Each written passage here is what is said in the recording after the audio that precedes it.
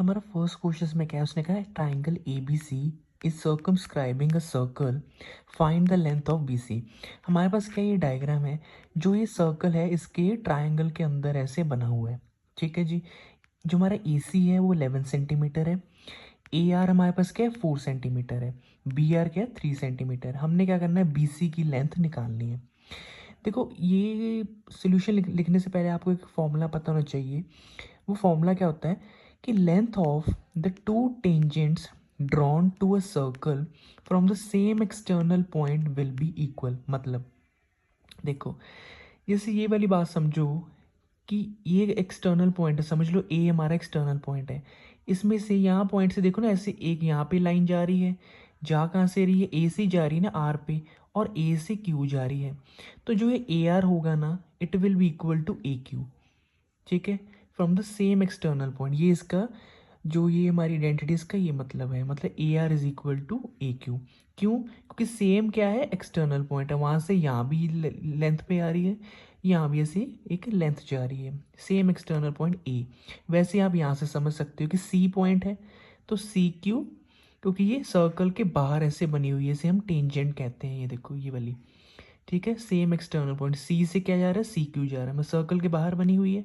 और same external point जो कि हमारा सी है, उससे दो ऐसे लाइनें जा रही है, सर्कल पे आके टच कर रही है। ठीक है, तो सी क्यू क्या होगा, is equal to C P. वैसे क्या होगा, B R is equal to B P. आपको ये बात समझ आई कि नहीं आई? तो ये आइडेंटिटी, ये क्वेश्चन को सॉल्व करने के लिए बहुत ज़्यादा इंपॉर्टेंट है। देखो अब हमारा क्या है next, A R. A R क्या होगा, A R is equal to A Q, जो मैंने आपको बताया। तो ए आर हमें 4 सेंटीमीटर है, तो ए क्यू हमारा क्या हो गया, 4 सेंटीमीटर। अब ये पूरा ए सी क्या 11 है, 11 में से अगर 4 गया तो क्या बच गया, 7 सेंटीमीटर। तो हमारा क्यू सी क्या हो गया, 7 सेंटीमीटर। वही आइडेंटिटी जो मैंने आपको बताई वो यही अप्लाई हो जाएगी। क्या होगा, Q C is equal to P C, तो ये 7 सेंटीमीटर आ गया। लेकिन हमें क्या चाहिए, पूरा ये बी सी चाहिए। तो हमने यही जो आइडेंटिटी मैंने आपको स्टार्टिंग में समझाई है, वही हमने यहाँ पे लगा देनी है। तो B R is equal to B P. ये 3 है तो ये भी क्या हो गया, 3 हो गया। ठीक है जी। तो बी सी हमारा पूरा क्या हो जाएगा, 3 + 7 इज इक्वल टू 10 सेंटीमीटर। ये हमारा आंसर हो गया। वही सारा मैंने यहाँ पे लिखा हुआ है, अगर आप नोट करना चाहते हो तो आप कर सकते हो। So next let's move to the next question. Next question में उसने कहा triangle A B C is an equilateral triangle of side 2A, then length of one of its altitude is. देखो ये ट्राइंगल क्या है हमारे पास, इक्विलेटेड ट्राइंगल है। इसकी सारी साइड क्या है, 2A है, 2A है, और यहाँ पे क्या ए और ए क्या हो गया 2A। ठीक है, एक ऐसे ऑल्टीट्यूड है, ऑल्टीट्यूड मतलब हाइट है, यहाँ पे से 90 बनेगा ऑब्वियसली। ये ए है, ये भी ए है। हमने क्या करना है, हम बेसिकली ए डी को फाइंड करना है, उस क्वेश्चन का ये मतलब है।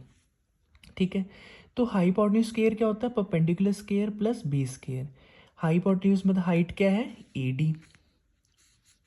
ठीक है जी, सॉरी, ए डी हमने यहाँ पे फाइंड करना है। उसने कहा हाइपोटेन्यूज स्क्वायर, हाइपोटेन्यूज हमारे यहाँ क्या बन रहा है, A B, which is 2A। सो हमने क्या किया, 2A का square is equal to perpendicular हमारा क्या आ रहा है, ए डी, वो हमने लिख दिया। बी मतलब 20, 20 हमारा क्या है, बी डी, तो आगे ए स्केयर। ठीक है, तो अब क्या करेंगे, यहाँ पे प्लस है, इधर जाएगा हो जाएगा minus. So A D square is equal to 2A square minus A square. So A D square is equal to 4A square minus A square, which is equal to 3A square. अब यहाँ क्या है, square है, यहाँ भी square है, तो क्या करेंगे, स्क्वेयरिंग बोथ साइड्स। तो ए डी हमारे पास क्या आ जाएगा, इसका क्या हो जाएगा, √3, और इसका हो जाएगा ए। तो आप एंड में लिख सकते हो, hence the altitude is √3A। ये आपका आंसर हो गया। अब नेक्स्ट क्वेश्चन हमारे पास क्या आता है, उसने कहा है कि फाइंड करो क्या, ये वाला क्वेश्चन है, इसमें हमने क्या करना है, इसे सॉल्व करना है। देखो कॉस 90 में से हम क्या माइनस करें, हमारे पास 80 आ जाए, 90 माइनस 10। ठीक है जी, तभी हमारे पास क्या आएगा, 80 आएगा। वो क्या आइडेंटिटी बन जाएगी, cos 90 minus A, which is equal to sine A. A हमारा क्या होगा, 10 होगा, तो साइन 10 आ गया। डिनोमिनेटर में क्या साइन 10 तो है, ये वो सेम लिख देना है। वैसे हमने यहाँ पे आइडेंटिटी लगानी है।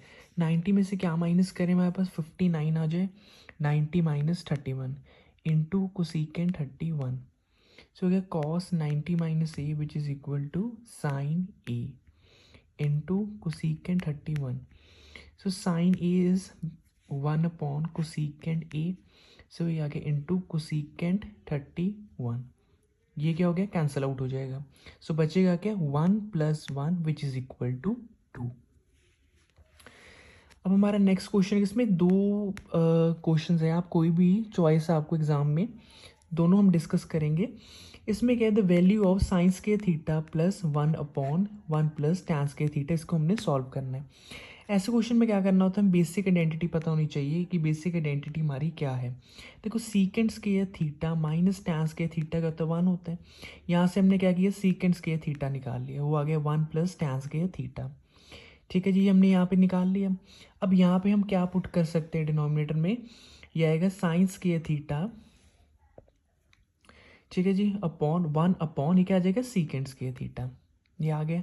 तो साइंस के थीटा वैसे लिख दो. अब 1 अपॉन सीकेंड्स के थीटा क्या होता है, कॉस के थीटा. सो ये सबको पता है, साइंस के थीटा प्लस कॉस के थीटा क्या हो गया, 1 हो गया.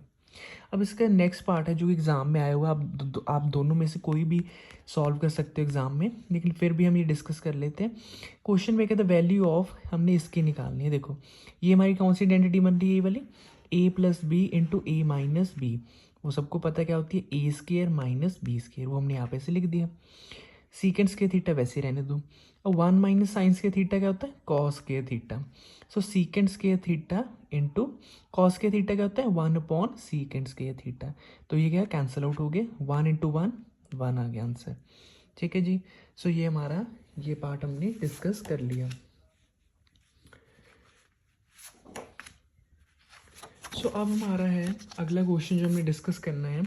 उसमें क्या, उसने कहा the ratio of the length of a vertical rod and the length of which shadow is 1:√3. What is the angle of elevation of the sun at that moment. कहने का मतलब क्या है, देखो एक उसने कहा है length of the vertical rod और लेंथ ऑफ शेडो का रेशियो क्या है, 1:√3. ठीक है जी. What is the angle of elevation of sun at that, मतलब ये वाला जो एंगल हमने ये निकालना है.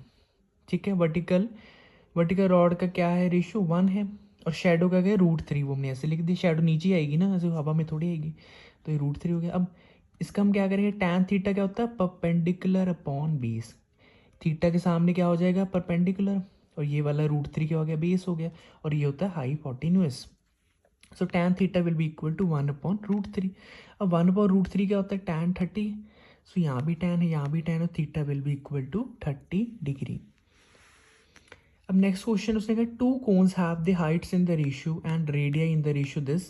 What is the ratio of their volumes. मतलब रेशियो का मैं वो रेशियो दिया हुआ उसका रेडियाई का और हाइट का. हमने निकाला है ratio of volume. Simple basic formula हमने यूज़ करना है, 1/3 पाई R1². मतलब बेसिक जो फॉर्मूला होता है उनके वॉल्यूम का, वो होता है 1/3 पाई R²H. 1/3 पाई दोनों में सेम होगा, लेकिन रेडियाई दोनों का अलग है, हाइट भी डिफरेंट है. तो हमने क्या किया, यहाँ पे 1 डाल देना, 1 डाल देना है, और दूसरे केस में 1/3 पाई R यहाँ पे 2 डाल देना है. ठीक है, यहाँ भी 2 डाल देना, वही हमने किया है यहाँ पे. ये तो कैंसिल आउट हो गया. जब इसे सॉल्व करेंगे, जब फर्दर सॉल्व करके क्या आ रहा है हमारा रेशियो, 3:1. ठीक है जी. अब नेक्स्ट हमारा क्वेश्चन क्या है, ये वाला.